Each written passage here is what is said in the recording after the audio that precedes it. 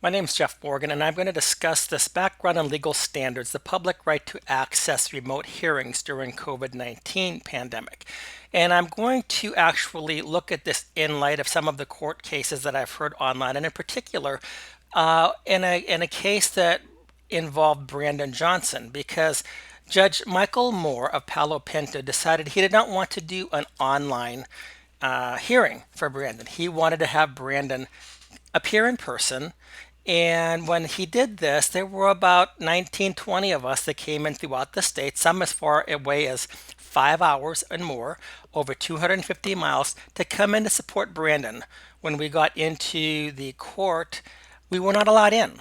And this is in direct contradiction to Article 1, Section 13 of the Texas Constitution that states, all courts shall be open, and every person for an injury done to him in his lands, goods, person, or reputation shall have a remedy by due course of law.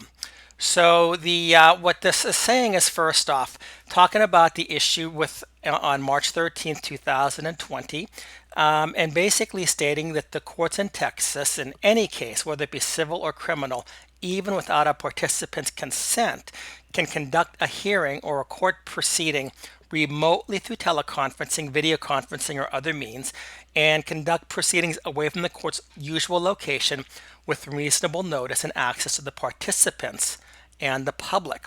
With reasonable notice and access to the participants and the public. This emergency order's recognition of the public's right to reasonable notice and access to the court proceedings, both civil and criminal, is consistent with traditional practice in Texas state courts and our Texas Constitution, and with federal and state precedent as discussed below. So first off, they're going to talk about the rights of the defendant. The Sixth Amendment of the Constitution of the United States affords defendants the right to a public trial, including all phases of criminal cases. Texas extends that right through the 14th Amendment to juvenile justice cases brought under Chapter 54 of the Texas Family Code. But here's where I really like the twist that's taking place here. The Supreme Court has also held that the press and the public have a similar independent right under the First Amendment to attend all criminal proceedings in both federal and state court. And although the Supreme Court has never held that the public has a First Amendment right of access to civil proceedings, federal and state courts have considered the issue, have overwhelmingly held that there is a public right to access in civil cases under the First Amendment. And looking at the constitutional analysis of this, Chief Justice Berger in the majority opinion stated, the First Amendment guarantees of speech and press standing alone prohibit government from summarily closing courtroom doors, which had long been open to the public at the time that amendment was adopted. In his concurrence, Justice Stephen wrote the following: the First Amendment protects the public and the press from abridgment of their access to information about the operation of their government, including the judicial branch. When we are members of the press or just members of the public, we have a right to understand and to observe and to watch the operation of our government, and that includes the judicial branch. The judicial branch does not get a pass, even though the judicial branch would like to have a pass. Justice Brennan added, even more significantly for our present purpose, open trials are bulwarks of our freedom and democratic government. Public access to court proceedings is one of the numerous checks and balances of our system, because contemporaneous review in the form of public opinion is an effective restraint on possible abuse of judicial power. Now, I think this is very significant because here you have justices of the Supreme Court, and they're saying why the First Amendment guarantees us the ability to go into the courtrooms, to collect information, and to report upon the operation of our government, including the judicial branch. And most importantly here, Justice Brennan stated that the form of public opinion is an effective restraint on possible abuse of judicial power. So at the Supreme Court level, they actually acknowledged that the abuse of judicial power was a possibility. And nowhere is it a possibility like what happens in our family courts. our family courts are in many respects lawless. If you go into a family courtroom and you think that you have constitutional protections, guess again. Family courts, even as some judges and justices have told me personally, is the wild, wild west of the law. There are no guarantees of your constitutional protections when you go to family courts. These family court judges use their opinions, which they invoke as law. These family court judges use such standards like the best interest of the child, which they can never actually even define, and they make judgments about who is a better parent and how a family should be split up. This is completely unconstitutional, and it goes against a lot of parental rights cases that the Supreme Court has also ruled on. Furthermore, to go back down to the case regarding civil cases, Justice Stewart specifically addressed that and said this: the First and the 14th Amendment clearly gives the press and the public a right of access to trials themselves, civil as well as criminal. So what you'll find today in a number of these courts that actually have their Zoom meetings, they do broadcast it, but then as soon as the broadcast is done, they take the video down. And on some of these courts, they actually say that do not record this. If you do this, you're found in contempt of courts. What are these judges hiding? Our Texas State Supreme Court conducts hearings online and they archive them on the YouTube channel. You can go to the Texas State Supreme Court and see the cases that have come before this court. And yet you have these podunk, unrighteous, wild, wild west family courts, and they do not want to be recorded. Why is that? Is it because they know that if they get exposed, that people will start to see that due process does not take place in these family courts? Well, they see that in the family courts that it is a lot of times nothing but opinion that actually grants a ruling. Would they see that rights that we think are guaranteed to us by our Constitution, both at a federal level and at our state level, are often completely run over, abrogated, thrown out the window, and what these judges are actually doing, many times with the assistance of the attorney friends, is are conducting star chambers in their place.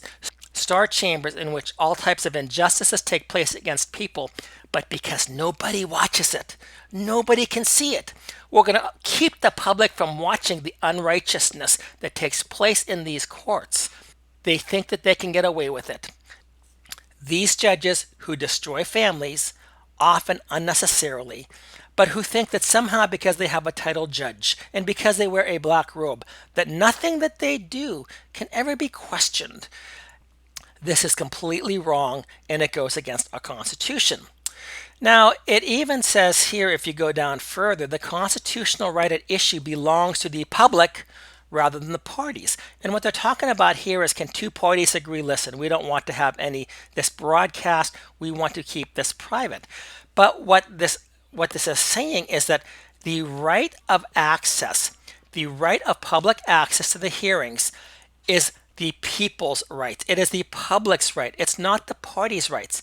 So I know I went to a case in which the Attorney General of the state of Texas was defending one person. I went in for another person, and the attorney for the Attorney General protested against me recording, videotaping the hearing.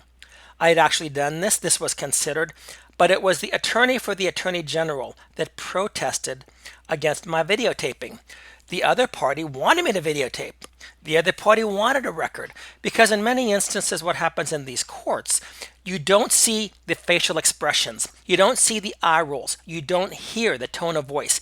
You cannot comprehend the threats that are made that the transcripts will not capture. And in fact, the other thing is you can actually see and ensure that everything is being taken down, because sometimes judges tell the court reporters, strike this from the record. Other times, court reporters will admit, I didn't catch everything, and they do the best that they can. So the best guarantee that we have as individuals in a court, and what we should advocate for as a public and as a press, is that the courts shall remain open. To go back to my friend Brandon Johnson, he was in front of Judge Michael Moore in Palo Pinto on Thursday, October 22nd. And there were about 20 people there to support Brandon. What Judge Michael Moore did, he only let 8 people from each side in.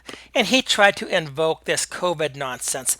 but it was absolutely ridiculous because altogether there were about 25 people in the courtroom, a courtroom that could hold up to about 150 people.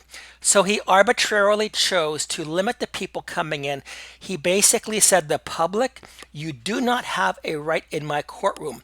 What he did was violate the Constitution. He violated our rights as people to observe the proceedings and to be able to talk about him in the public forum.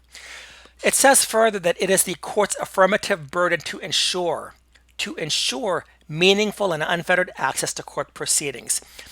In fulfilling this burden, the court must take all reasonable measures necessary to ensure public access. And if they don't, lack of access to a single hearing, which is suppression, or even a portion of a single hearing, such as voir dire, is enough to mandate a reversal and a brand new trial. So while hearings in the courthouses are no longer mandatory under this first emergency order regarding the COVID-19 state of disaster, the emergency order requires reasonable notice and access to participants and the public. The judge cannot exclude the public just because he wants to. There must be reasonable notice and access to the participants and the public. And what that also means is the judge cannot tell a participant in a court hearing, I will send you a Zoom link the day of to let you know what it's going to be, because the public has a right to know when these hearings are going to be. It is our constitutional right. When judges play these shenanigans the way that they do, they are violating the rights of the public. Even if a judge is physically in a courtroom for a virtual hearing, it is the court's burden. It is the court's burden to ensure public access to each hearing and take reasonable measures to remove barriers thereto. There is no reasonable access to the public for a hearing, whether remotely or physically located in a courthouse, when emergency measures are in place that would require the public to commit a jailable offense to attend the hearing in person or in a courtroom. For the duration of this crisis and while these emergency orders are in effect, courts must find a practical and effective way to enable public access to virtual court proceedings, just as they should with in-person court proceedings. So Judge Michael Moore could not make what would have been for anybody else a virtual hearing, a public hearing, and then say, I'm going to limit the people in this courtroom. So the people that drove over 250 miles away to observe what was taking place are eliminated and kicked out of the courtroom. Judge Michael Moore violated his duty. The burden of proof is upon him to show why this was necessary. It was not necessary, and I know because I was there. For the second half of the hearing, I switched places with somebody. There was plenty of room to keep all of the social distancing, all of the 6 feet, all of the masks, and every single person could have been in the courtroom. Furthermore, some people went into another area and they saw that the hearing actually was being broadcast virtually. So I don't know if it was a YouTube link or a Zoom, but there were people in other offices that were able to watch the hearing. Why was this not open up to the public? Judge Moore, by doing this, actually violated what his obligations were. The high burden of proof is upon him to show why he eliminated people from the courtroom when it is the people's right to be in there and to observe him.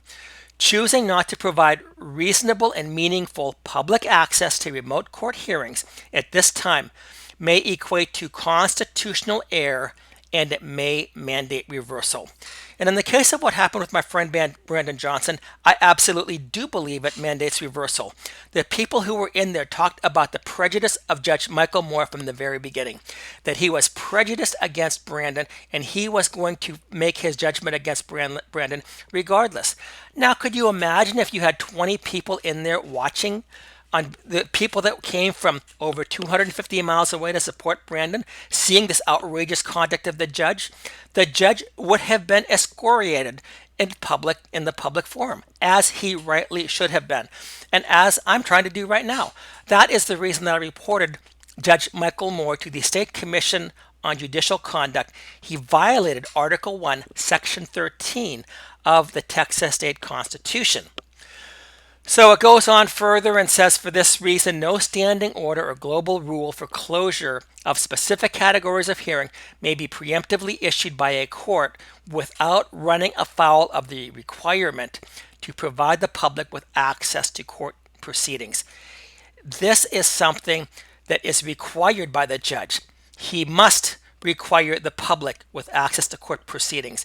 And when the public is there in person, because he ordered an in-person hearing versus a virtual hearing, as he has been doing, he has intentionally restricted our access to watch him. He has run afoul of the requirement to provide the public with access to court proceedings. Once again, this is the public's right. And the judge, Judge Michael Moore of Palo Pinto, does not get to somehow abrogate this right simply because he wants to. In fact, it goes on further and says the court must apply only the least restrictive measures to protect the overriding interests.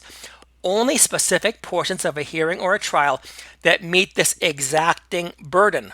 This is a very high burden for him to meet, and I see no way that he met this or that he even could meet it.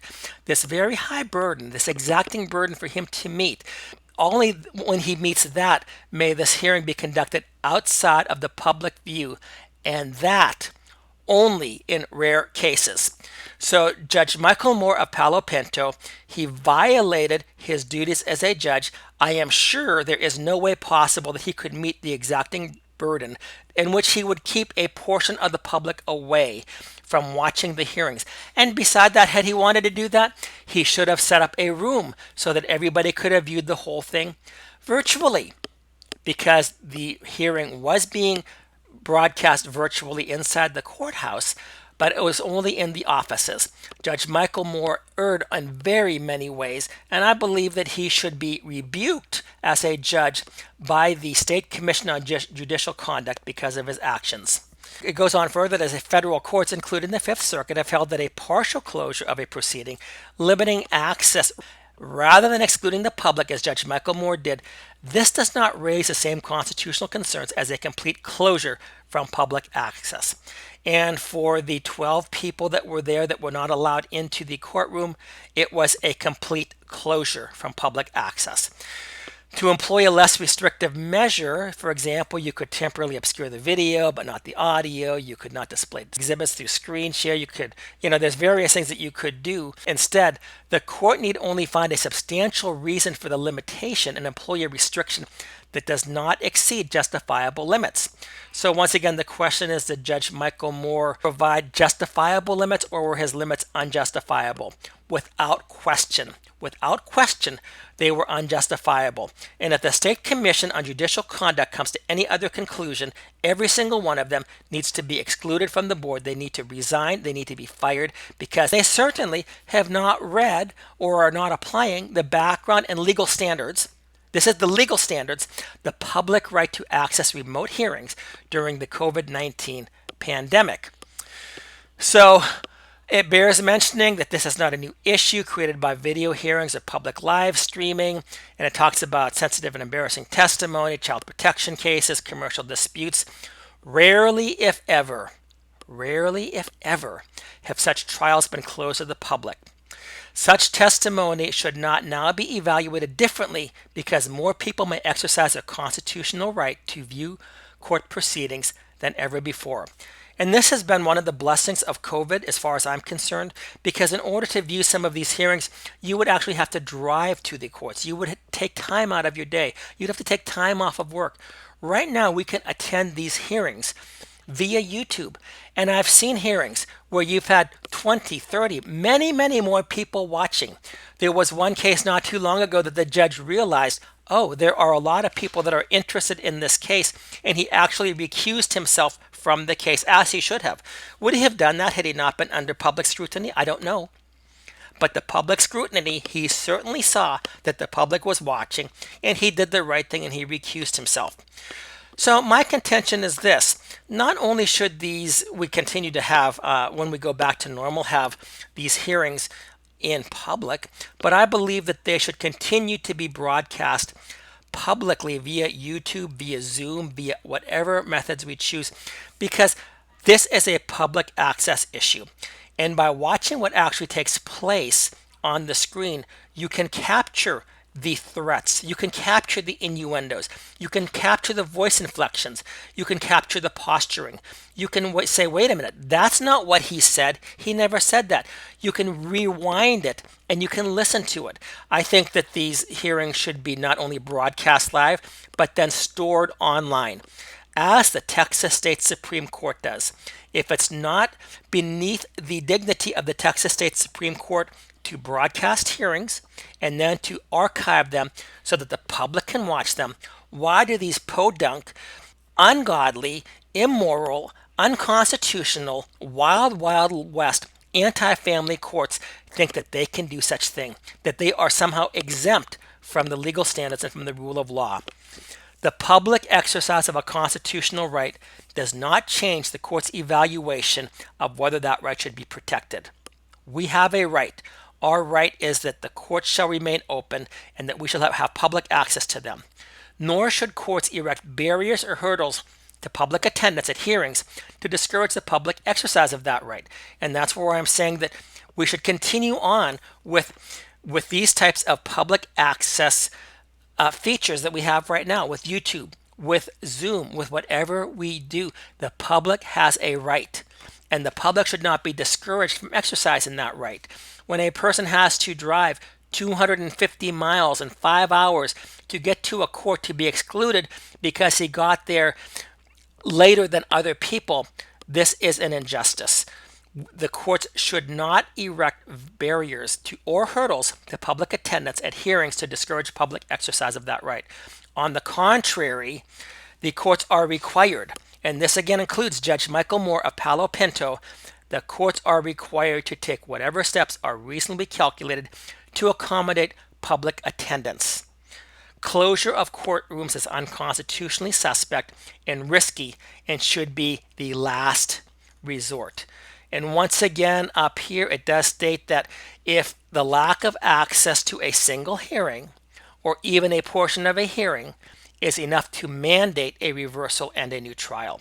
So what Judge Michael Moore did, in my opinion, does mandate a reversal of his decision and does mandate a new trial. Now, you might want to say, well, who pays for this? Because judges don't really care too much. You can have everybody there and the judge can cancel the hearing on you. You may have had to pay $5,000 for people to be there as part of your witnesses, whatever it may be, or your attorneys, and the judge just cancels everything. I also believe that when a judge does something like this that is completely unconstitutional, that when he suppresses a trial, when a trial needs to be a mandate needs to be reversed and a new trial ordered, perhaps the judge should also be on the line to pay the attorneys. I mean, the judges don't mind it when they tell somebody else to pay the attorney. You know, you have to pay your wife's attorney or your wife has to pay your attorney. They don't mind all of that stuff. I think that we need to have something in place where if the judges screw up, and judges do screw up, when the judges are abusive, and judges can be abusive, not always, but they can be abusive, and they have been abusive, and I've witnessed them being abusive, that there needs to be a penalty against them so that they also have skin in the game. By doing a couple of things like this, by making sure that the public has access to the trials, by making sure that if the judges screw up, they also have to fess up, perhaps be disciplined, and perhaps even pay for a brand new trial, maybe pay for both attorneys.